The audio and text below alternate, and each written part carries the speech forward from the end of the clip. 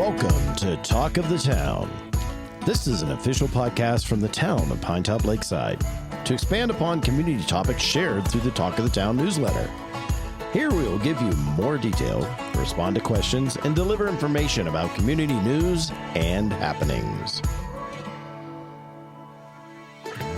Hey, it's Rob Hepner here at the Town Hall of Pinetop-Lakeside, and today we're sitting with a couple members from Walking Down Ranch. Now, you might drive by that sign and see Walking Down Ranch as you come into town, driving through Lakeside there. It's next to the Circle K, and I've got two people with me, Victoria. Yes, hi. And Paul. Yes, sir. Hi.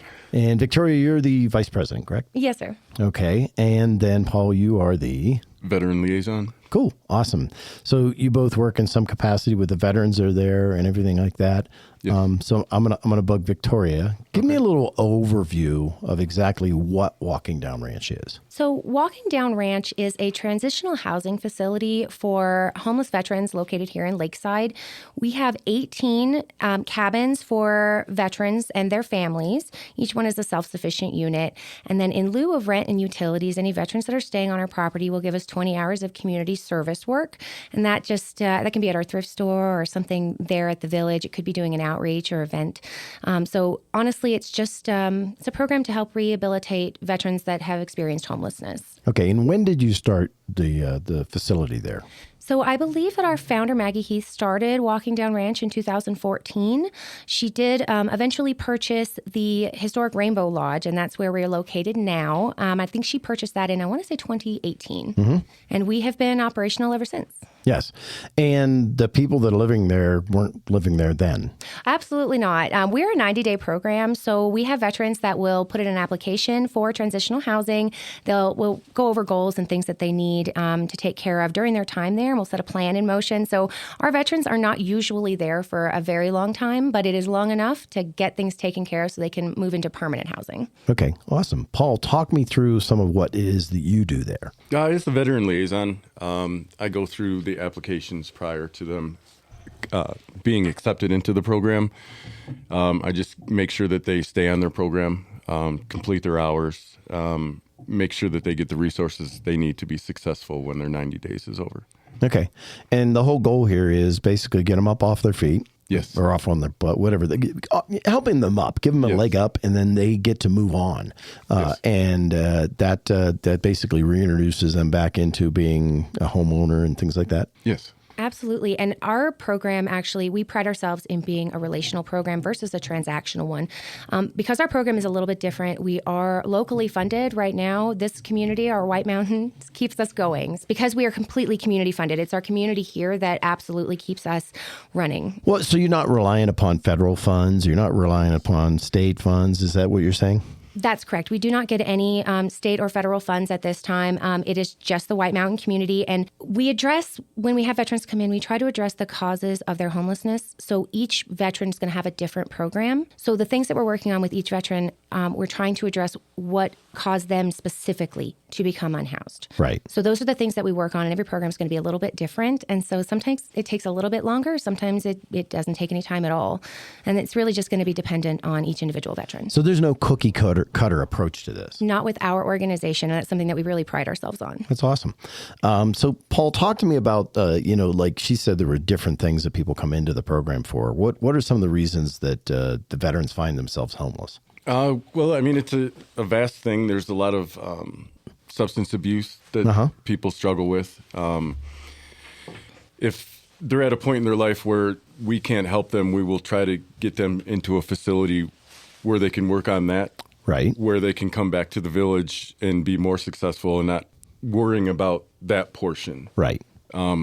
So you build them stability to be able to come into your program, and then you further build upon that stability to go out, right? Yeah, and if they do come into the program and we find that there are more resources that could help them out, we will assist them in going to those places and have them have an opportunity to return to the village once they figure those steps in their life out. Awesome. Talk to me about funding. So you said everything comes here locally. And I know locally, that was how they ended up purchasing the property there. So, they purchased it. It was owned by a firefighting association, I think, out of the valley originally. And they purchased it from them. They obviously helped them in that arrangement, but they still paid the cash out here locally. So how do you get the funds to do it here? So Maggie Heath, our founder, she was quite a force of nature. As many of the listeners today are going to be well aware, she did pass away recently. Maggie did a lot for veterans here on the mountain.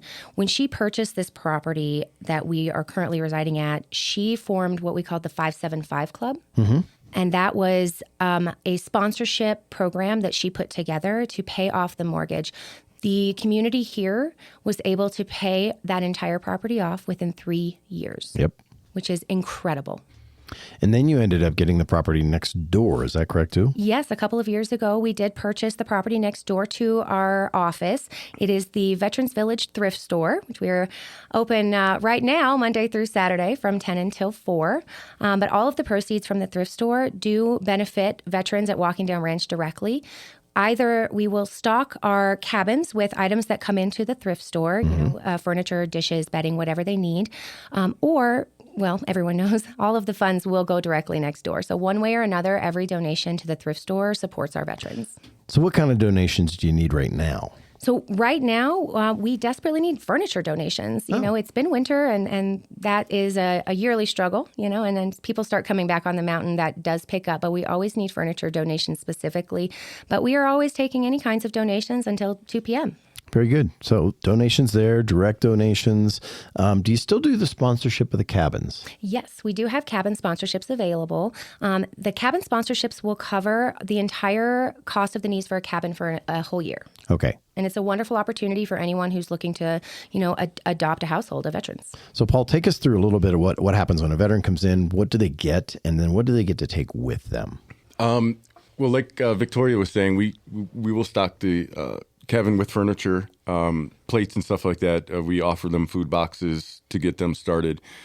When they complete the program, if they completed it, they have the option of taking the furniture with them if they needed it to go into a new place. We don't give out the appliances, but like the bed, the furniture and stuff like that, if they needed the furniture, that they have the opportunity to take that with them. And then we would just restock that cabin for the next incoming veteran. Awesome. Anything else that I missed that you guys wanted to talk about to make sure people understand about either Walking Down Ranch, the program, or how to give to Walking Down Ranch? We have a lot of things that we're going to be working on here within the next year. There are several programs and things that we're trying to get off the ground, and we would love the community's help and support with that. Right now, we are going to be demolishing and rebuilding our main office right there on White Mountain Boulevard. So we are looking for assistance in the community. If anyone has any resources there, we're definitely excited about that. And we're also looking to move further into food sufficiency. We've just got our garden up for the year, and we're hoping to add a chicken coop here. So that's a couple of the things that we have been working on and we're working on for this year. Very good. Awesome. Well, once again, Paul and Victoria. I try to make her another V name. We're just trying to do it. I've done it for the first 3 months I knew her. Awesome. Thank you very much for your time. Thank you very much, sir. And like I said, if you have any more questions or anything like that, you can reach out to them directly there, or I'm sure stop in or drop us a note here. And once again, this is Rob with the Town of Pinetop-Lakeside, reminding you if you need anything, need information, just look down below or stop in here to Town Hall.